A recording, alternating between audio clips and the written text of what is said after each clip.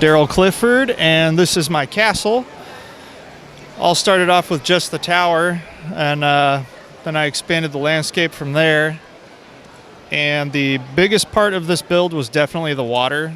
I'd seen a lot of these studs dumped out, but I really wanted to work on the transitions to the land, so I spent a ridiculous amount of hours stacking studs and getting it to try and look good, working with different transition ideas. I'm pretty happy with the way it turned out. How many studs deep is that throughout the water? It's 3 studs deep typically, and then I have a little wave over there that I used up the rest of my studs on.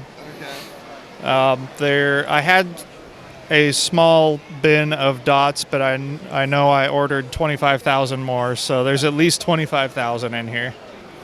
Wow, that's very impressive. But like you said, I think it does look much better than just like the parts dumping. You can get those kind of cooler transitions to the rock and everything. Yeah, and I tried to get the idea of, bubbles running, perhaps the river's running this way type. Little things I think you can show with this type of build. And then you've got the waterfall as well going in there. What's the structure kind of inside that, like building up to the water? A mess. It's all sorts of pretty colors and Duplo blocks and plates, and the only part I made sure to go with the dark bluish gray was right below the water.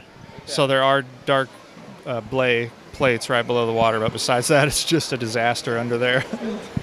Hey, that's fine. It looks good from the outside. That's so all that matters. That's all that matters. And then if we move to more of the sort of landscaping area to the right here as well, what was your strategy with this area?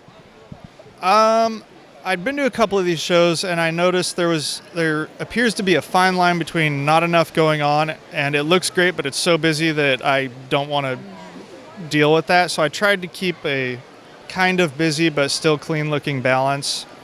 This is actually smaller than what I originally wanted to do. I wanted to do a little village, but I had to shorten it by a plate because I wasn't about to place another order for 1x1 studs for water.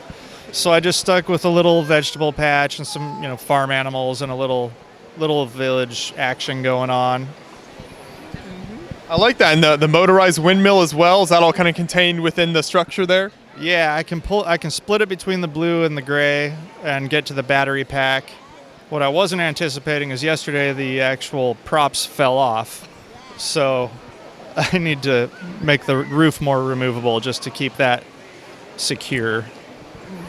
Man, it looks like the storyline here is like the blue castle keep over here and the red king and queen are sort of visiting. Yeah, ironically enough, I am not a castle builder. This was a build to get me out of my comfort zone. I haven't done water, I haven't done waterfalls, I haven't done castles. And most people do either a castle or some sort of war going on. So I just wanted to mix it up and have the red guys coming to visit the neighbors. Little peaceful castle action. As you were working on the castle, were there any like real life castle inspirations for it, or you just kind of came up with the ideas as you went along? No, I knew I wanted to get it in the water, so I figured realistically if there was a castle in the water, it was probably just on a smallish rock. So I decided to go up instead of out with it.